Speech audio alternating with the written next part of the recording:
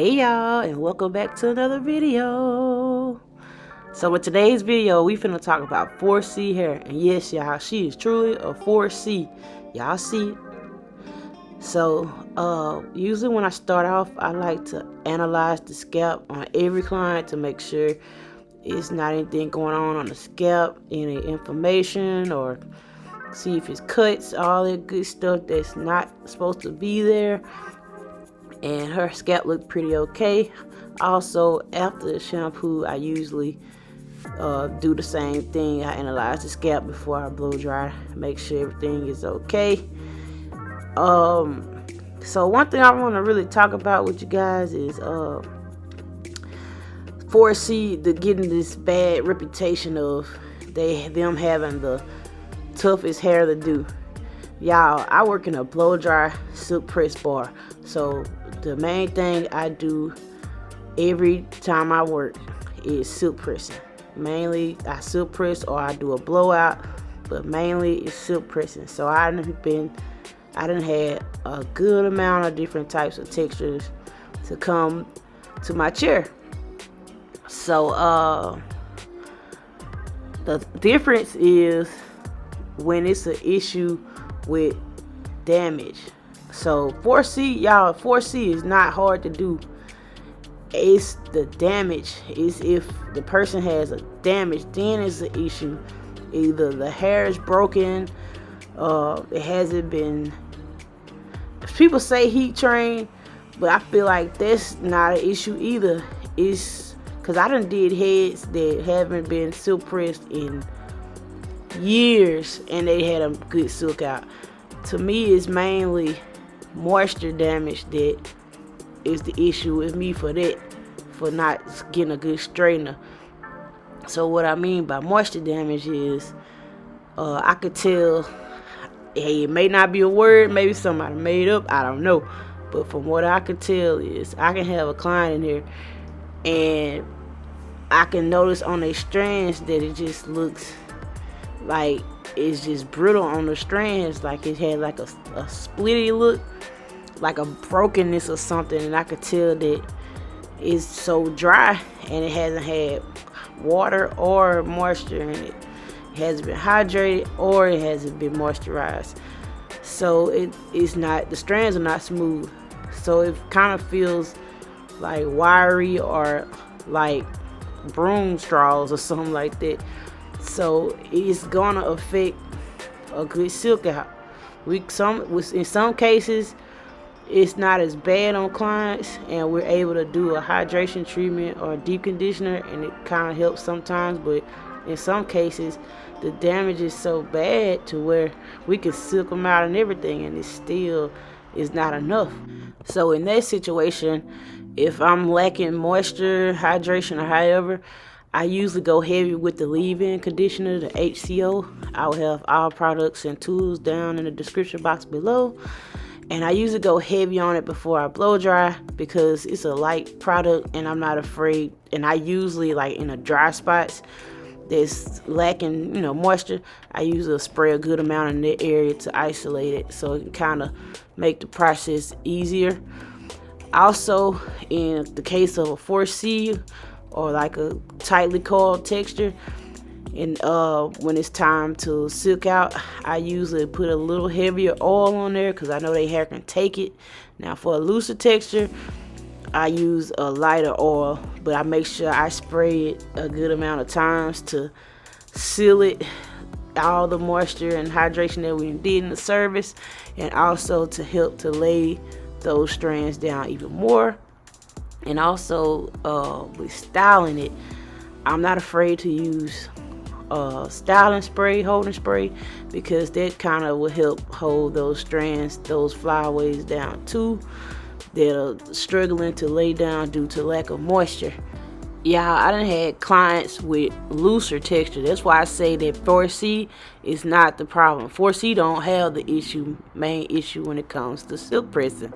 It's because I done had people that had 2 ABC, 3 ABC, etc. that it came in, hair look beautiful, but once you get in that head and it hasn't been taken care of, lacking moisture, hydration, or however, lack of trims, man, it's a challenge to do their hair, because you're not only now doing a service, you're trying to fix a situation, fix a problem, and you're trying your best to make it turn out beautiful. And that's why us stylists, try to reiterate that so much to a client, that hey, you have to do this, you have to do that when you go home, because I can't do my best, because you have to do your homework. You have to be accountable for your own hair as well, because I can only give you my best in one service, but you have to give your best every day. Like, that's your head. You have to wear your hair every day. You have to take care of your hair, just like your body. Your hair is a part of that. So at the end of the day, y'all, these are my thoughts and my opinions on natural hair and what I've experienced with silk pressing.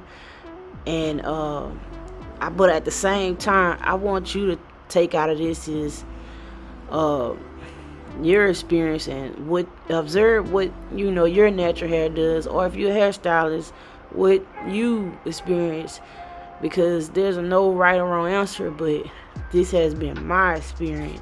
And that's my main focus on this channel, is to have each viewer to not just look through my eyes or any other influencer eyes, because you have to see it for yourself. I don't want, of course, as an influencer, we influence you to do things, but I just want you to influence yourself to get the ball rolling. I don't want you to go after this video and say, well, KRISTAL said this, or Shampoo said that.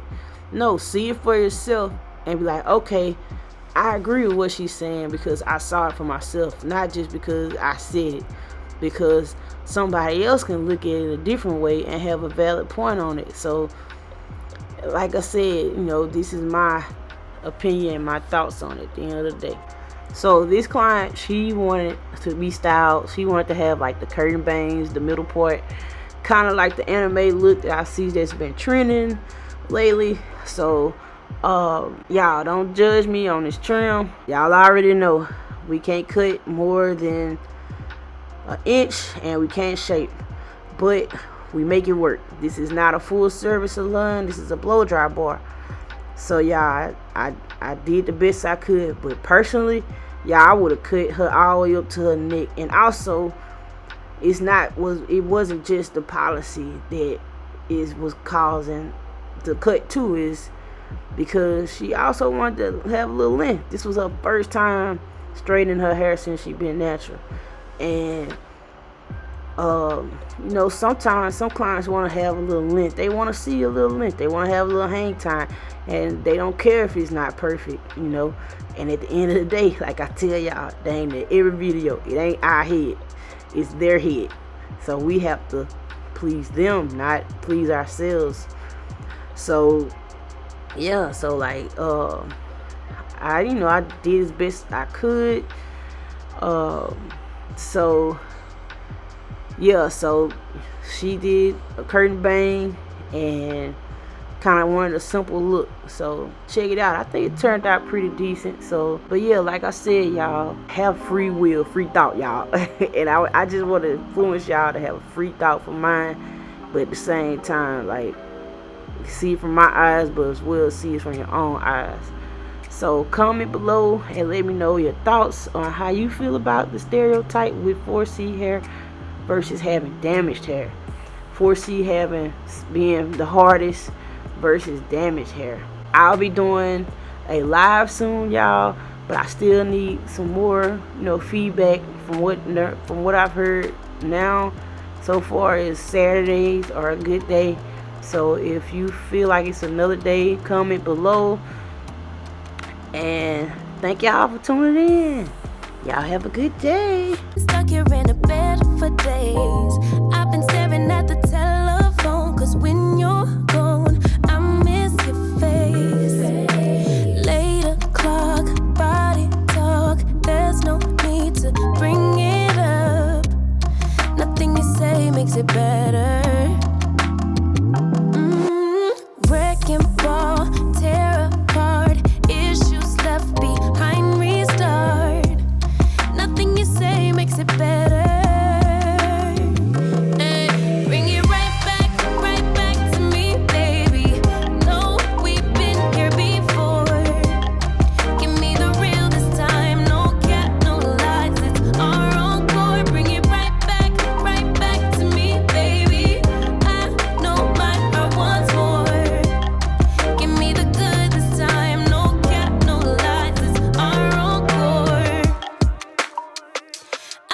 wanna give